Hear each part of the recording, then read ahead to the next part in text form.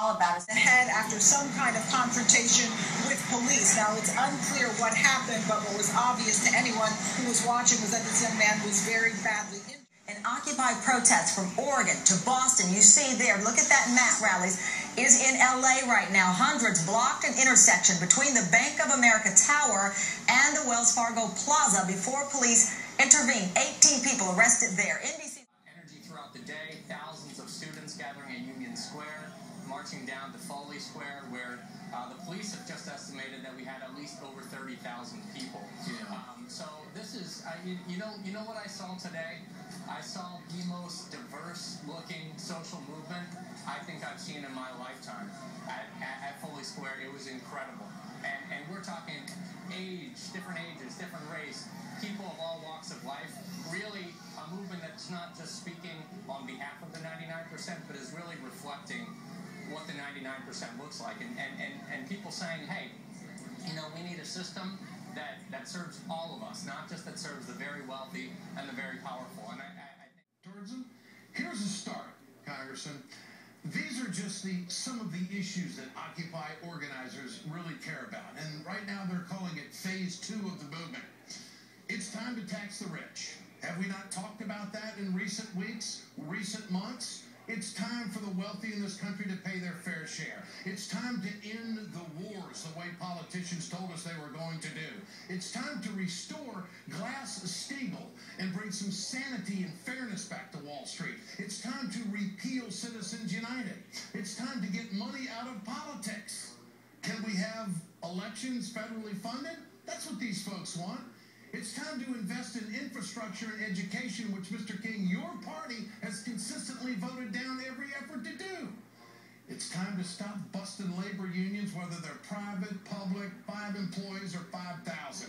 It's time to stand and defend Medicare and Medicaid and Social Security because they're not out in the streets marching for that kind of change. It's time to stop the spending cuts and start investing in America. It's Droopy. There you go.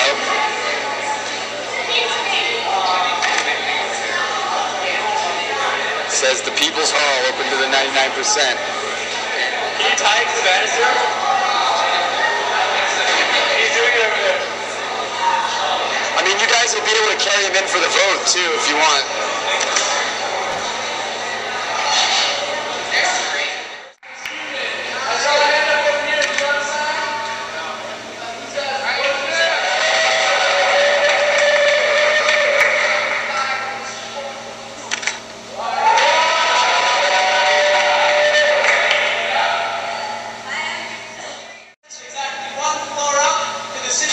Chambers, where we're going to be supporting some measures that are being introduced to recognize the fundamental truth, justice, and legitimacy that is the Occupy movement. We're all suffering from, and that's the absence of the late Councilman Miguel Luna, who we know would have been up in that chamber with us tonight.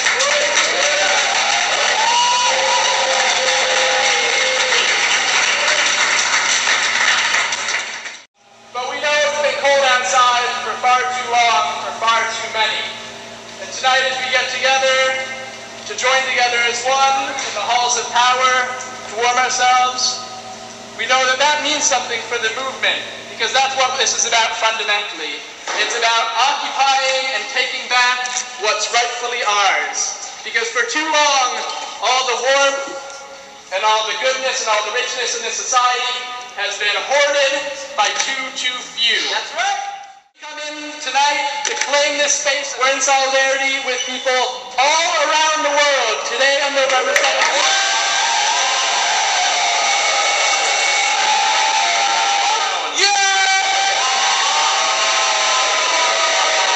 Today in New York City, there were hundreds of spontaneous demonstrations in subways, people's soapboxes all around the city, and people converging on Wall Street and shutting down the New York Stock Exchange for the first 20 minutes of the day.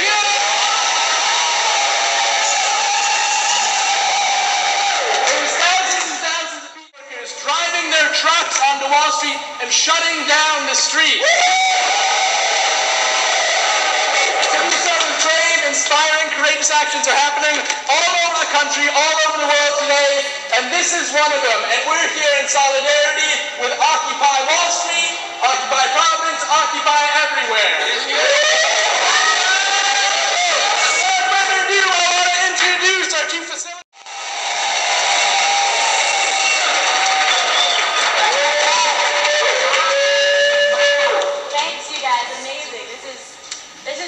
But why should I be calm at a time like this? There's no good reason to be calm. So my name is Annie Rose. And I'm Ashley. We're facilitating tonight's GA. This is not a leaderless movement. This is a movement that is full of leaders.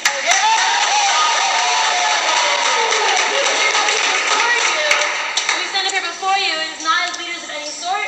It is as part of your movement. We're here together, and we're only here to facilitate your voices to make sure that everyone here is as active and as full of leadership as possible. That's what the direct democracy is all about. 3. And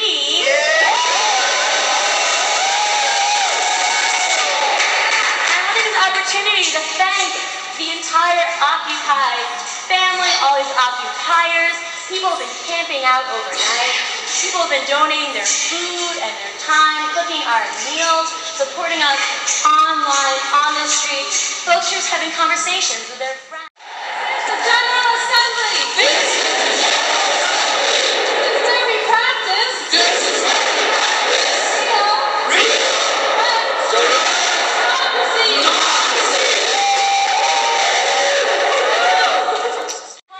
all are welcome to come and participate, use your voice, be part of this movement, be part of democracy in action. This is a place where we all participate, we come together, we share ideas, we make decisions, we move forward together in the best interest of the group, collectively, not competitively, and work to build this movement.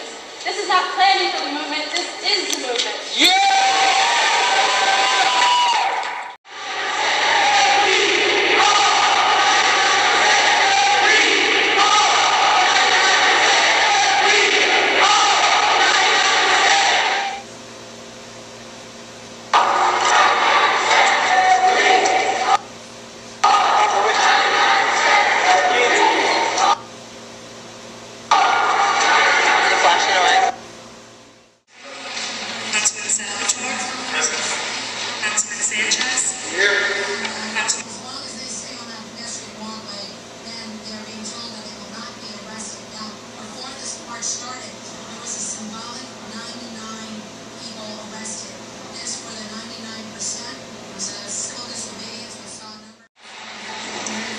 Everybody, bow their heads, please.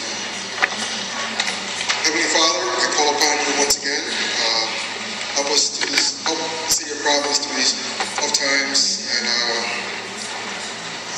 help Occupy Providence with their task, as well as Providence's birthday to go well.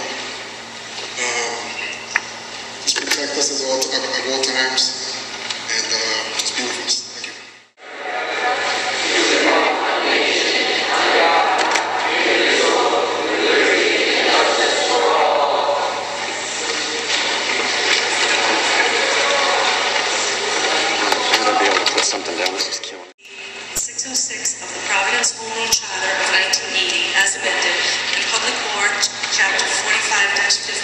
Sections 1 through 31, passed in 1987, is this day appointing Serena Connolly of 27 Winthrop Road, Warwick, Rhode Island, 02888, as Registrar of Vital Statistics of the City of Providence, and respectfully submits the same for your approval.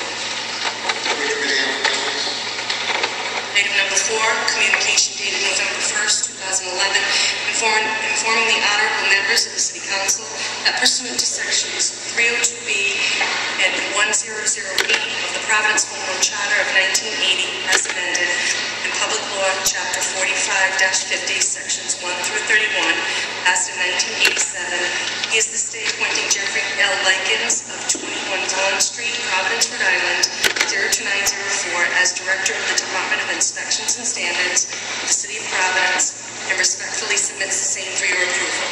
Go to the committee on planning. 32, by Councilman Move passed for the second time on a roll call vote. Motion made by Councilman Yurt. Second motion by Councilman Scaldo. Allow those folks to stay down. is and has been. If we are to err, let's err on the side of more freedom and not less.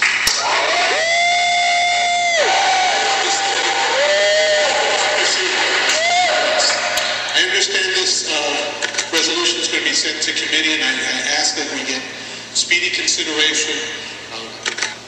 This is about not only Providence, but occupiers around the country and cities around the country that really want to change the public dialogue, the public discourse, so that we're talking about things that matter to people, talking about housing and jobs and fairness and equity.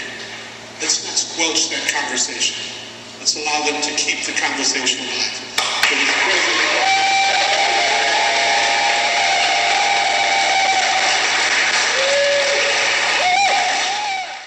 That is the park of the 99%, and you're treating it like it is your park, because it is our park.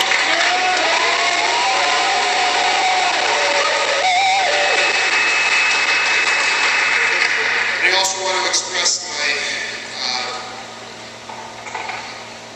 Providence historically has been temperate of the 100%, and despite the issues that we're facing here, 99% and 1%, again, I'd like to say we want to look out and have a better place for us all to live for everybody, for each and every one. So thank you again for the way in which you acted through nonviolence, and I appreciate the message in which you have forth.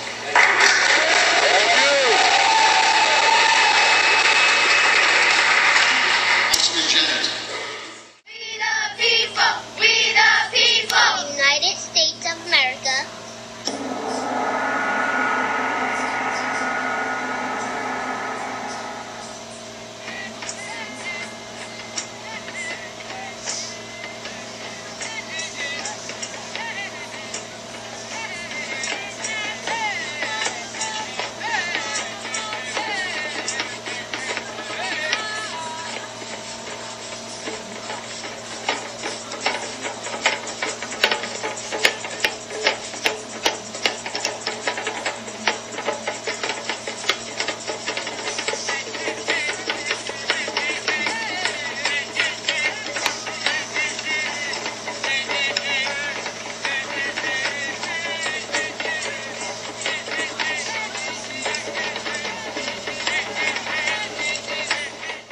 They mean well.